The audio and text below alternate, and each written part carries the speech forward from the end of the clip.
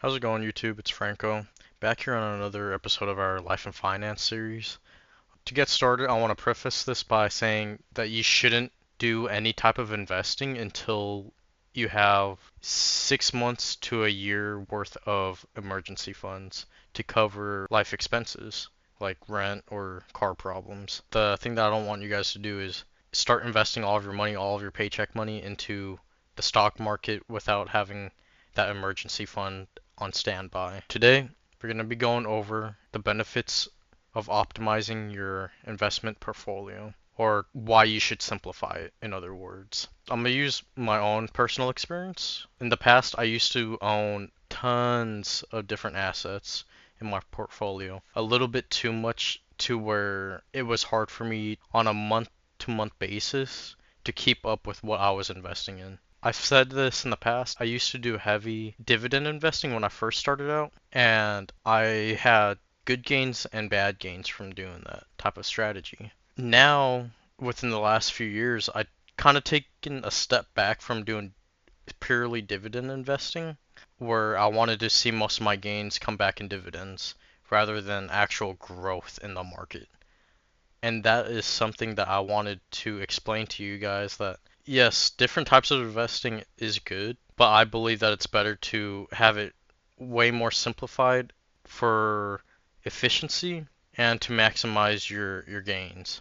I will say that when I was focusing just heavily on multiple assets for dividends, I did not see as much gains as I am now. Back then, I was investing in more than 10 different assets. That may be a lot for some people. I mean, it was for me, especially when I was younger, to keep up with it, keep up with how the company's doing. And it made me too stressed out on wanting to keep on checking each and every one of these assets week by week. Now I've narrowed it down to mainly investing in five that I felt was best for me. Depending on your guys' goals, don't take what I say and change your whole strategy. Because what my goals are now compared to what they were 5 years ago, now I want straight up growth. I don't really care about how much I'm getting back in dividends. I just care about the performance of the asset and how much growth I am gonna get long term. I will say, from me narrowing it down though, it helped out with the psychological effect of being stressed trying to manage all these assets. Like, don't get me wrong, I've sold assets in the past, but a lot of them I still have. I just have them on hold. To go further in depth on that is why I say you guys should optimize your portfolio, is to make it easier for you in the long run.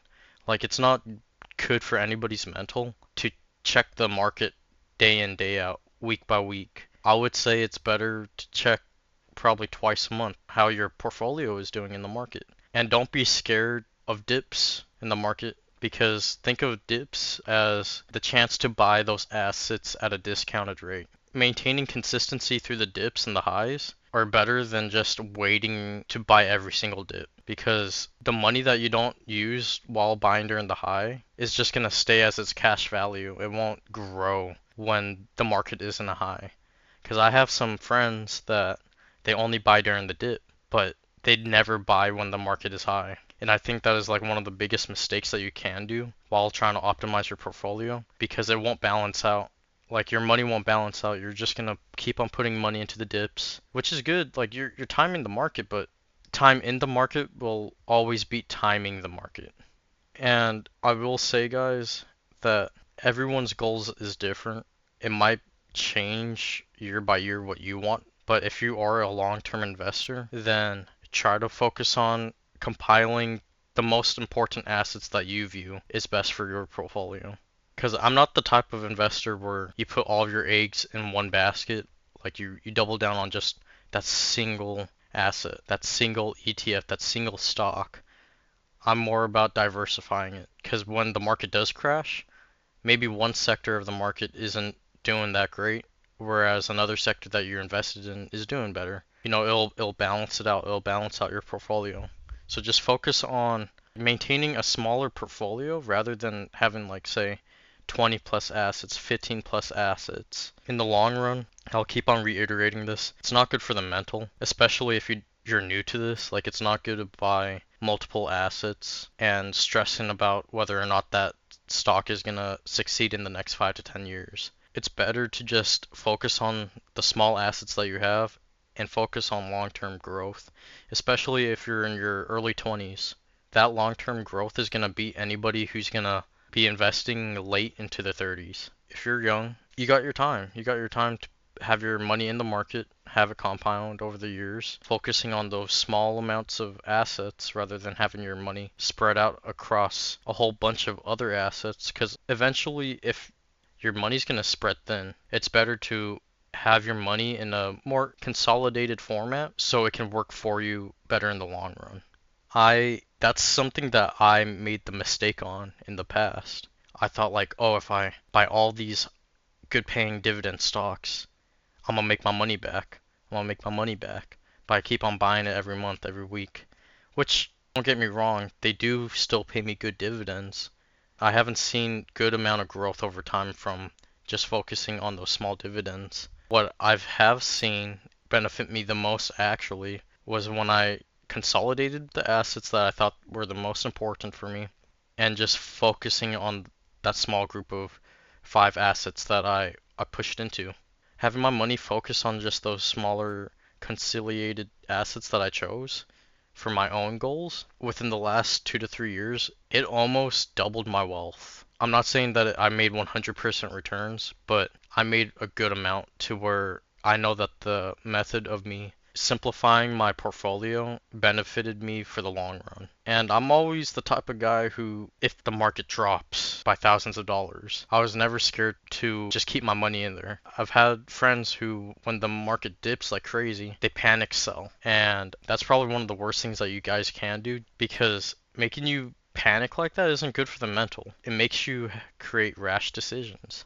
It's better to wait it out and buy more of that same asset on the dip and then watch it gain again. Everybody has their own way of investing.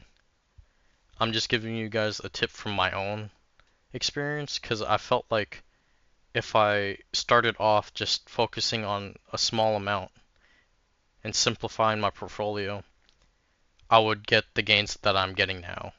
If I did this 5 years ago, 6 years ago, then I don't know how much more gains I would have now. If I told my early 20-year-old self to do it this way, then I'm pretty sure I would get even more gains than I have these last 2 to 3 years.